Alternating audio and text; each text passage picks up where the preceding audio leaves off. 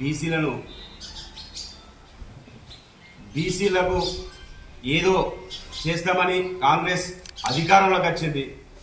ఆనాడు ఎలక్షన్ల హామీలో కాంగ్రెస్ పార్టీ బహిరంగ సభలో ఆనాటి పిసిసి అధ్యక్షుడు ఇప్పుడున్న ముఖ్యమంత్రి గారు రేవంత్ రెడ్డి గారు, అలాగే కాంగ్రెస్ పార్టీ అగ్రనేత రాహుల్ గాంధీ గారి ఆధ్వర్యంలోనే బహిరంగ సభలో బీసీ రిజర్వేషన్ను 42% అమలు చేస్తామని చెప్పి బీసీ డిక్లరేషన్ ని చెప్పి ఆనాడు బహిరంగ సభలో ప్రకటించడం జరిగింది. ఏమో చేస్తారని బీసీ బిడ్డలందరూ కాంగ్రెస్ పార్టీకి అధికారాన్ని కట్టబెడితే 20 ఏళ్లు గడుస్తున్నా ఇంతవరకు ఏదో తూతూ మంత్రంగా మేము ఆమోదం తెలిపింది. ఇది కేంద్ర ప్రభుత్వానికి మేము పంపడం జరుగుతుంది. అక్కడ బీజేపీ ప్రభుత్వం ఖచ్చితంగా ఆమోదం తెలపాలని చెప్పడం జరిగింది.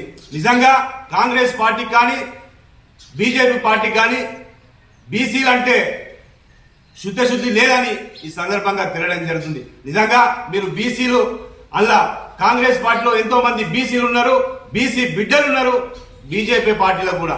అయినా 42% ఎందుకు అమలు అవుతలేదని ఒక్క నాయకుడున్న అడిగిన ఈ సందర్భంగా తెలియడం జరుగుతుంది. మీరు కాంగ్రెస్ పార్టీ బీజేపీ పార్టీ మీరు బీసీలను అణగదొక్కేందుకే ఉన్నారు. కానీ ఇప్పటికీ ఏదో అక్కడికి పోయిన మొన్న కాంగ్రెస్ ప్రభుత్వం పార్టీ ఆధ్వర్యంలో ఆనాడు మొన్న 4 రోజుల కింద ఢిల్లీలో ఏదో మేము సాధిస్తామని చెప్పి జంతర్ మంతర్ దగ్గర ధర్నా చేసిండ్రు.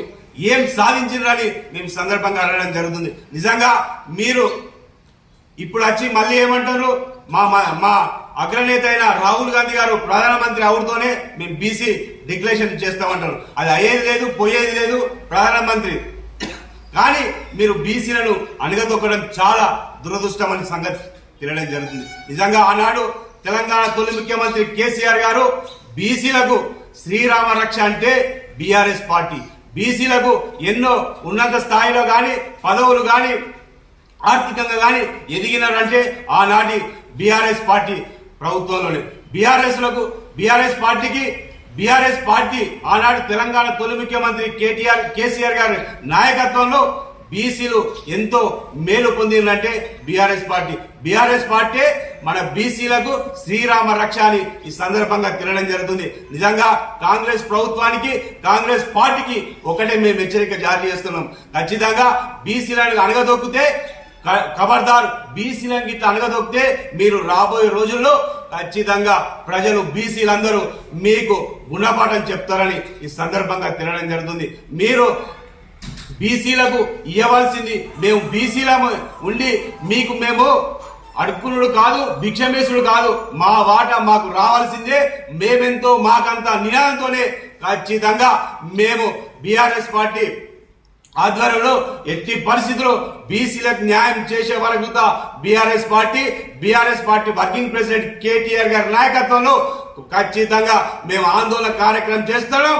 బీసీల మీరు వ్యతిరేకులని, కాంగ్రెస్ పార్టీ బీజేపీ పార్టీ వ్యతిరేకులని మేము ప్రజల దగ్గర తీసుకెళ్లడానికి సిద్ధంగా ఉన్నామని ఈ సందర్భంగా తెలియడం జరుగుతుంది.